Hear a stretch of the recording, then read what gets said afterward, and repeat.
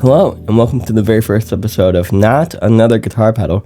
It's the show where I come on here and I talk about guitar pedals, guitar effects, and things that make your guitar sound not like a guitar. So a lot of fun things. On this very first episode, I'm honored to be talking about the Rec Head version 2 from Bleak District Electric.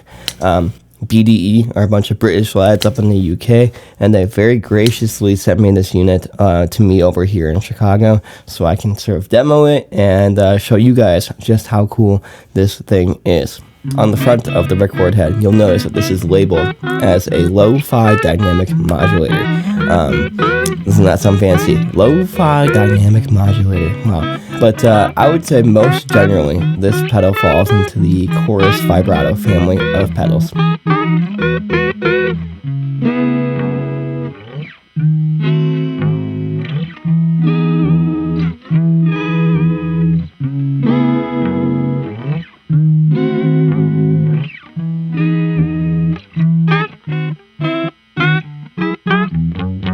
So let's back it up for a second. So for those of you that may not know, chorus pedal, let's see if I have one, like this one, for example, the signal is produced by a combination of two things. And one is just a normal, dry, or clean signal in combination with a vibrato or sort of pitch-shifted signal. And that vibrato signal is usually being affected at a constant rate. And over here, you'll see a rate knob on this particular unit. The higher the rate, the faster that vibrato signal, and the slower the rate, the slower the vibrato signal. And it is the combination of the clean and vibrato signal that produces the chorus effect.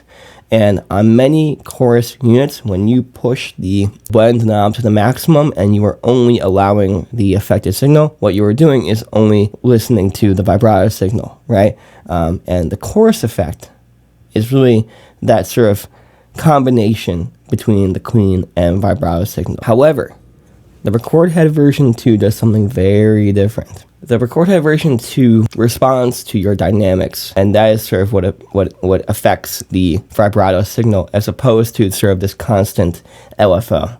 So we'll get into that a little bit later, but I would say this pedal has a lot of similarities to the Shallow Water, for example, and its LPG filter, where the Shallow Water is very responsive to your playing, right? And it sort of opens up the louder that you play, right? It's very dependent on your dynamics, and this thing functions very similar to that. It sounds like sort of the lo-fi characteristics of the Champion Likey Woozy, for example. I would also draw similarities to the Lo-Fi Junkie as well. However, this thing is very much its own thing.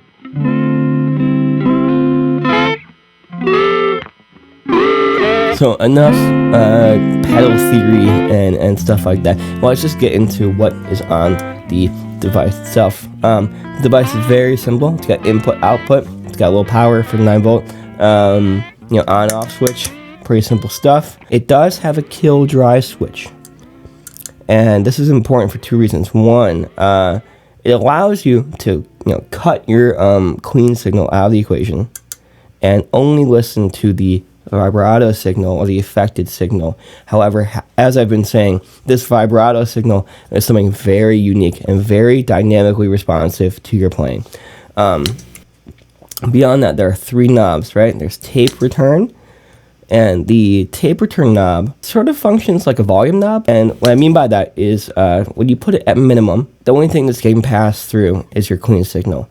However, as you increase it, you'll notice the affected signal sort of being blended in sort of an additive way. So when you push this towards its maximum or near maximum, you may notice a sort of large jump in volume. So that is something to keep in mind. It does not function like a blend knob and account for that volume difference that would be created when combining a clean signal and vibrato signal. Moving up is the character knob. Character knob is sort of like your traditional depth knob, and what I mean by that is at minimum or near minimum, the chorus effects are created by the by the pedal are mild in character and clean, quite frankly. So that allows you to play this thing like a traditional chorus pedal for a second. But as you increase this knob, the effects that are created are extremely saturated, extremely warbly, and extremely broken cassette deck-like. And that is really where the fun of this pedal is. And the very last thing is the sensitivity knob. And we'll talk about this one a little bit more specifically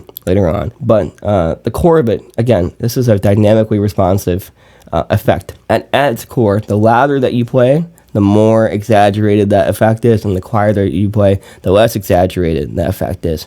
And so you have this range in chorus and warbliness where it's either not moving too much to mild chorus, or it's just extremely crazy, out of pitch, effect.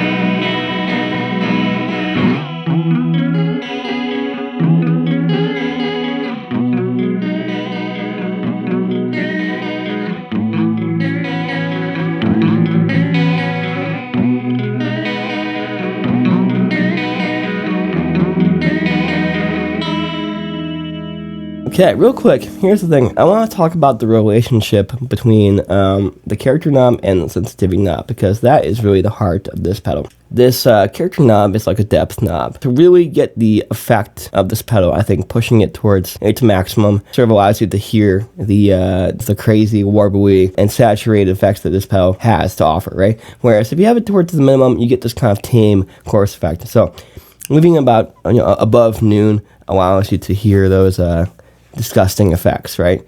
But really, what allows you to hear those effects is the sensitivity knob.